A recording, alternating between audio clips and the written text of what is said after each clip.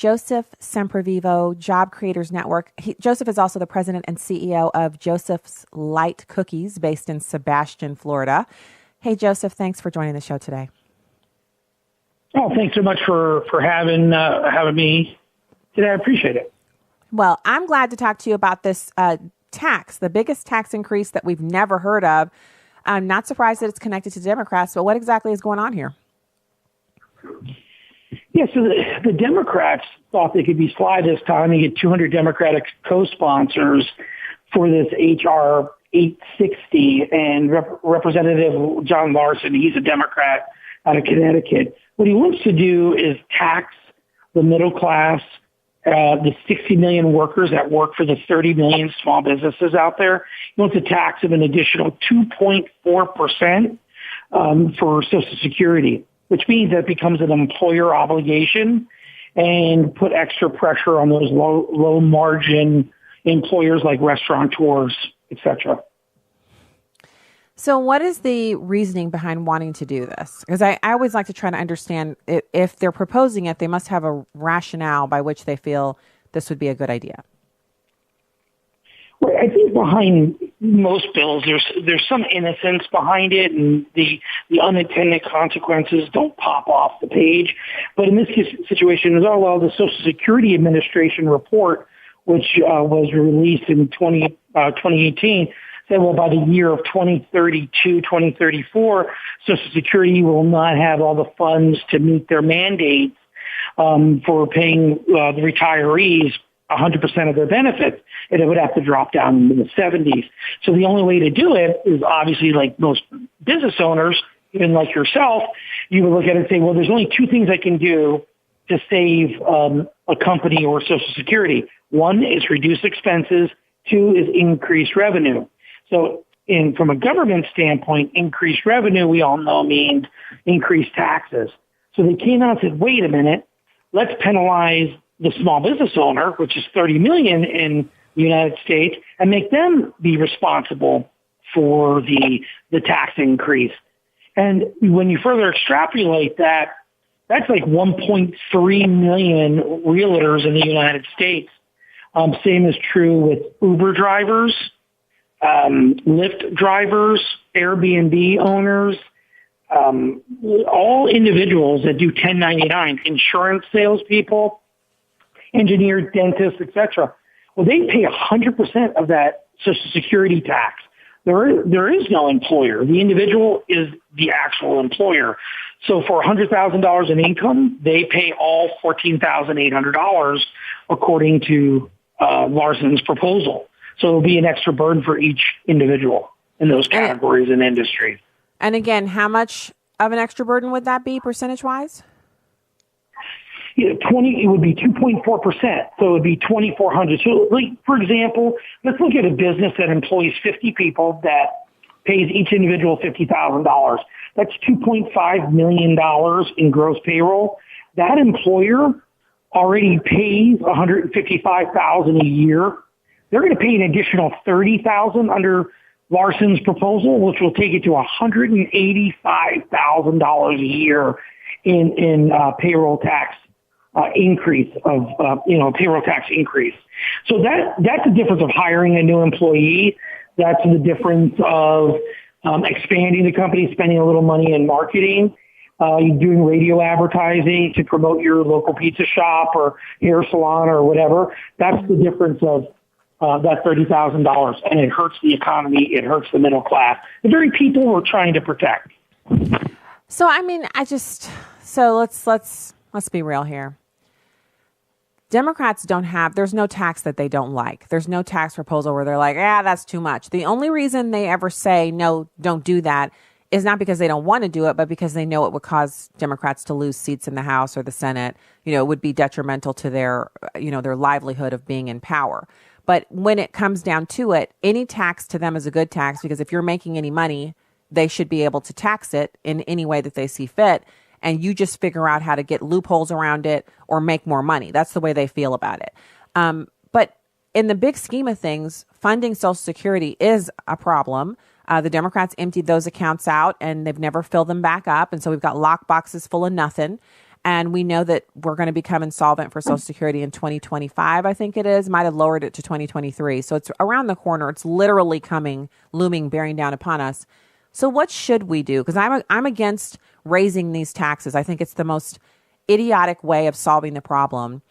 But no one ever wants to hear legislation about cutting benefits or increasing the age of people when they receive their benefits. So what are we to do? Yeah, I love your solution-oriented mind. So there's a couple things. So you're absolutely right. It was 2023 to 2025. Social Security becomes insolvent. But under the Trump administration, that has now been pushed out to 2034 because with the booming economy, people make more money. And when they make more money, guess what? They pay more in Social Security taxes in the end because they're making more, especially all those 1099ers out there, like the realtors, insurance people, Uber drivers, etc. So one way is to grow the economy to the point where 2034 becomes 2044. As more people, millennials, get jobs, then that would naturally be contributing to Social Security and kicking the can down the road even further. Social Security is not an entitlement. I mean, people pay into it, so people deserve it. We're not opposed to those individuals drawing it down. To answer your question more specifically, though, I think I would look at an organization like Job Creators Network that would have a very detailed plan, with having people that are at zero age today not draw any Social Security at all and still be involved with the plan at a very low level from a tax standpoint. And then that will help fund all the people and individual as from an actuarial standpoint as they exit Social Security, they pass away, et cetera. The burden becomes less and less. And eventually when people are entering the workforce, they're 0 years old to 18, look, you're not going to get any Social Security. So the unfunded mandate from 50 years from now becomes zero. There is no unfunded mandate. So somebody 18 today is going to get no Social Security. So I think that's what we need to start doing and expanding the age out a little bit for people, not that are retiring now, not retiring in 10 years, but retiring in 30, 40, 50 years. That age gets kicked out. Anybody who's 18 gets no Social Security. Wow. You're talking about apocalypse right there. because the government's not going to stop. We have kids in that age range and the government's not going to stop collecting the money that they say is going to Social Security. But you're saying they'll pay in, but they won't get out. The 18-year-olds of today will pay in, but they won't get any benefits because there's nothing for them to get. They're paying for the people who've already retired. Well, I'm not even, look, I'm not a Social Security solvency expert by any means. My approach from the Social Security solution standpoint is, look, there's only two things you can do. You can cut expenses or increase revenue. If we look at expenses, it's not cutting Social Security benefits. It's looking at how is Social Security administered? How can we make it more efficient and cutting the fat there to make the Social Security administration more efficient, thus saving money, grow the economy. That pushes it out longer from 2034 even further. We've already seen a decade under Trump's administration expanded for Social Security benefits. And then let people know this is a cutoff. Let it be scored and say if people at zero age don't contribute, don't earn, how does solvency look? If people at 18 years old don't earn, don't contribute, how does solvency look? And people at 25 don't earn, don't contribute, how does solvency look?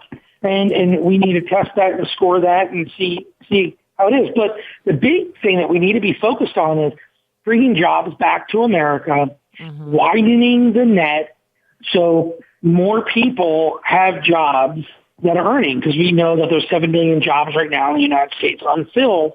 How do we get those jobs filled so those individuals are contributing to Social Security and therefore the solvency issue or insolvency issue in this case gets fixed?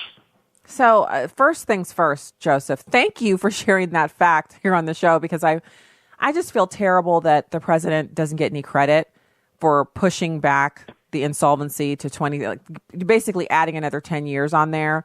I think that the legislators that we have elected, that the majority of them are so do nothing. They just wring their hands and ignore the problems. But at least the president's given them 10 more years in which to do that with a strong economy. And also to small business owners like yourself, people who are out there creating jobs, creating a place in which people can work and earn money and contribute to the system and also be gainfully employed and to honor what God has for us to do. Thank you. Thank you for sharing the facts. Thank you for what you're doing as a job creator and also for the expertise here on the show today. Well, thank you so much for having me on. I really appreciate it. All right. Fantastic. Joseph Semprevivo, Job Creators Network.